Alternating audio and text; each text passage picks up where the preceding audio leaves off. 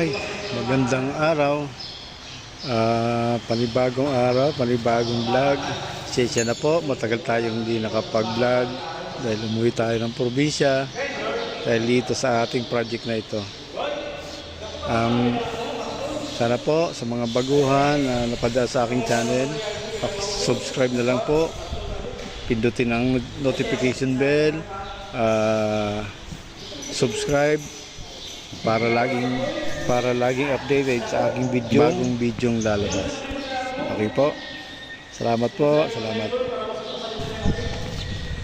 Dito po ay mag-install tayo ng HBLS na industrial ceiling fan para sa isang chapel dito sa lugar namin. HBLS, high volume, low speed. Okay po. Ang tatak nito ay Iwata. Lang description na dyan po sa comment section. Sabaybayan nyo hanggang sa matapos ang video nito kung paano nailatag, paano inasimbol, paano ground converted na sa single phase yan. Ang ceiling fan na to, industrial ceiling fan. Okay po. Ayan po. Yan, dito po inaano natin. Inasimbol muna natin para pagdating sa taas. Tiyatry muna natin ikabit ang dalawang blade para pagdating sa taas, alam na natin. Dapat matester rin. Dapat brown sa brown. So, yan ang Pero papaklasin din ulit natin yung blade na yun. Okay po. Ayan po. May sinusundan tayong manual para hindi tayo magkamali sa installation. kaya po siniwala Pag-assemble at pag-install ng Iwata HBLS industrial ceiling fan. Ito po ay ang brace. Apat yan, bali apat yan. Ang gagawin natin dyan ay kukunin natin ang kanyang bakal sa ceiling. Sa biga tayo nakakabit para tibay. Tapos kukunin din natin ang bakal sa biga. At doon natin to isasabit at i-welding at ile-level para ibig sabihin nasa align. Okay po, subaybayan po natin hanggang sa matapos ang video to. Thank you po. Ilang metro lang yan? Isang metro lang yata. Pero pasobra ka kaya magtupik ka pa. Sobra 1 meter, 150.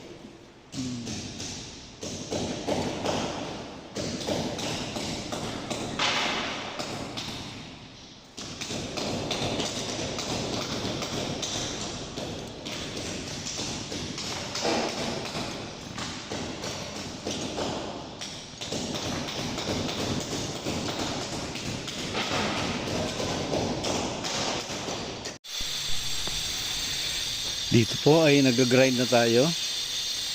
Sinukat na yan, kinuha ang gitna. Nag-grind na tayo para palitawin ang kanyang bakal.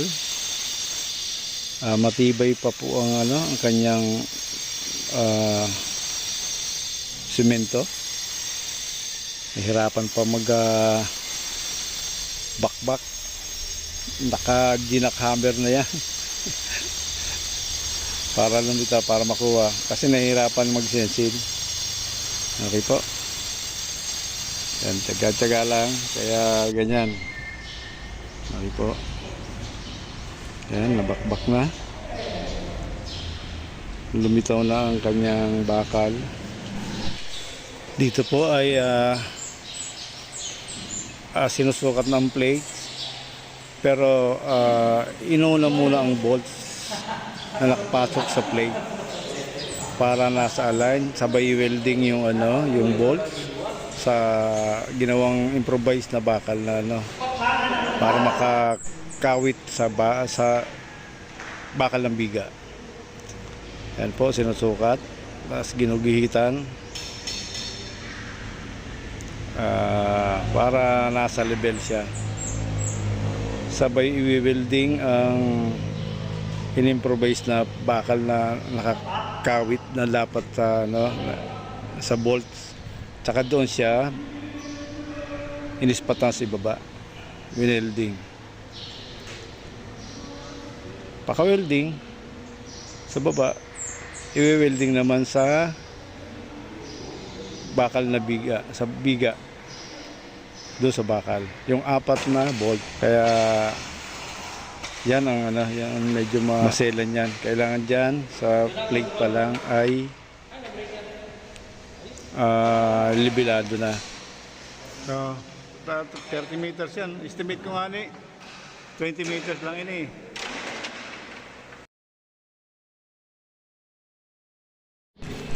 At ito na nga po, ayan po, nakalibel na yan, kaya sinemento na. Ang plate niya nasa baba pa, yan yung bolts yan. Pag naayos na yan, isasalpak ang plate.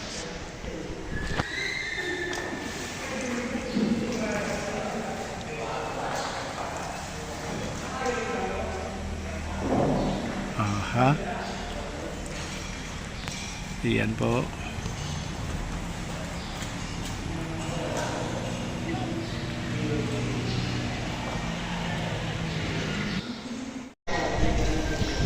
Dito po nilalatag na natin ang kable.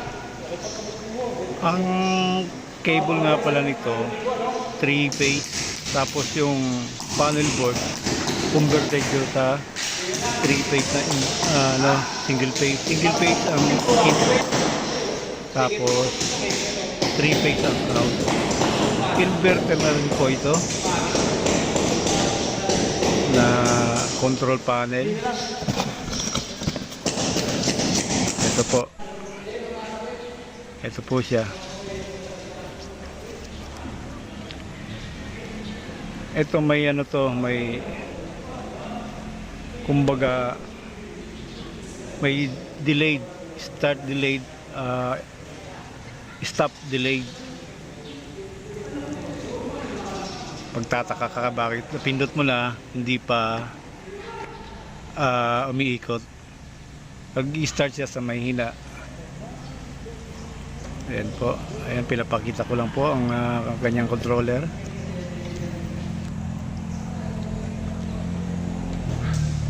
.5 kilowatt. Pero ang actual na wattage nito ay 325 watt. Ayan po sa kanyang label.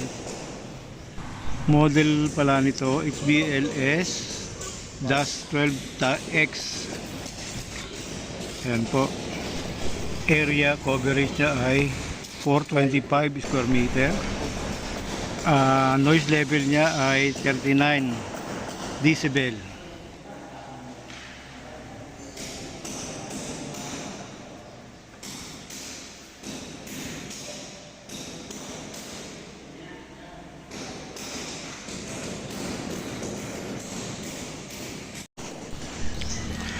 At dito ay maglalatag tayo ng wiring niya mula sa control panel. Bali dinikit natin ang control panel sa malapit sa breaker ng ng simbahan. Pero nag-additional tayo ng single breaker. At kasi naman nasa 30 meters kasi yan. Nagputol pa nga tayo. Yan po.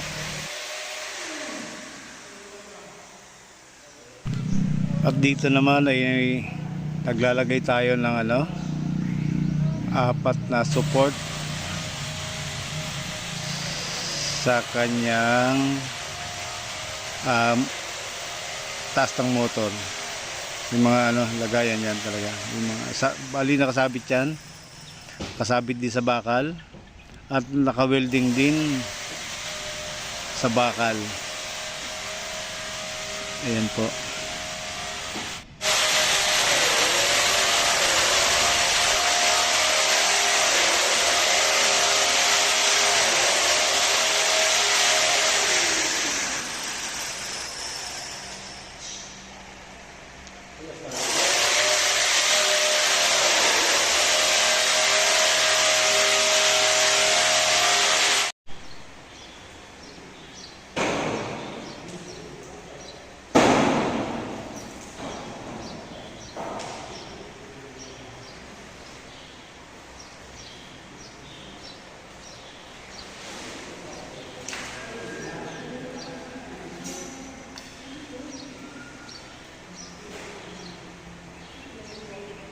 Digital.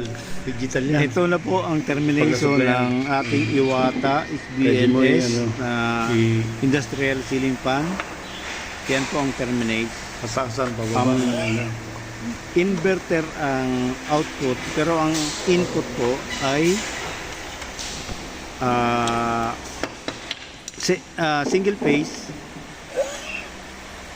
Ayan po.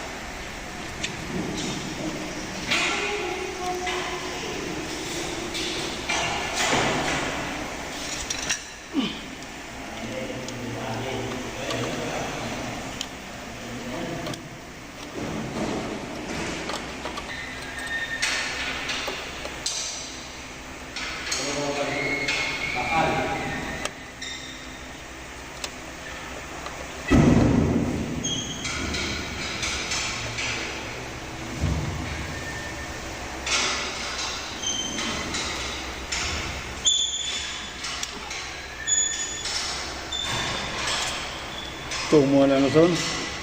Oo, yan ako dito. May picture ako dito kay Facebook. Picture ako dito. Ano?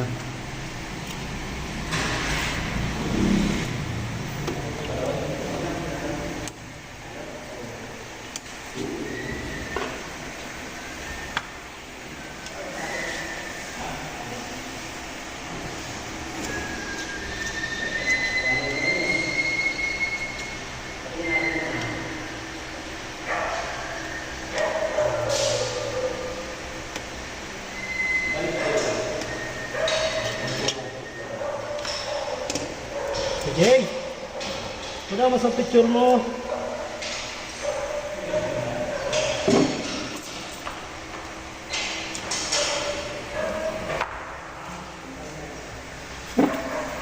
May nakasino dati.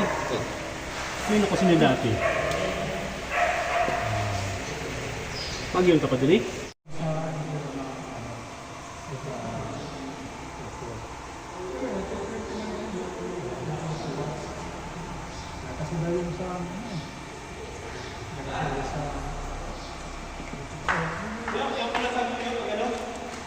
Ha? Kap ko na? Ito na po. Testing tayo na wala pa yung blade. Yan po, ang tinitignan ko kung may bawi sa kabila o both side. Okay naman, tingin ko okay naman. Pwede na. Salamat po, salamat sa mga ating Pura hero-hero no? ayan po, kaganda ng ikot. Thank you po. Maraming salamat.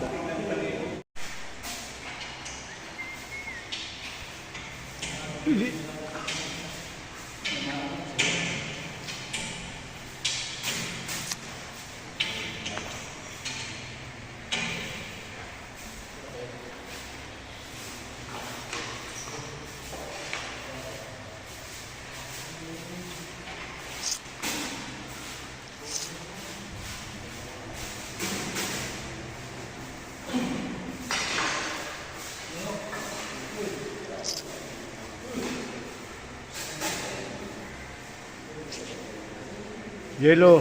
Ano yan?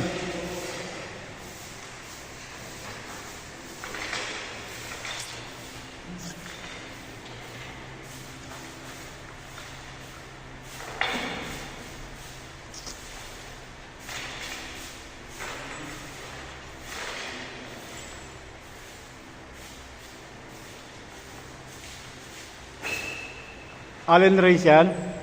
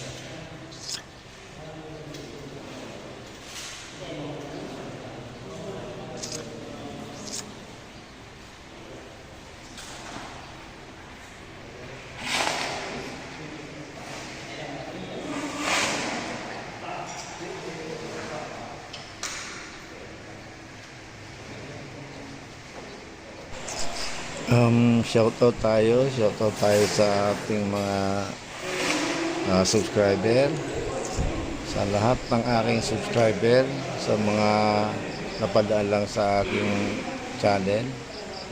Kung nagustuhan nyo ang aking video, pindot lang ng notification bell, subscribe, notification bell para laging updated sa aking videong lalabas. Salamat po. Ito na po ang ating Iwata SBHS Industrial Ceiling Fan. Ayan po. Okay po. Ayan. Salamat sa mga walang sawang sumusuporta sa aking channel. Salamat po. Sana po makaglagan pa sa ating subscriber para ma-monetize naman tayo. Ang speed po nito ay 1 to 8. Ang nakasettings lang siya sa 6.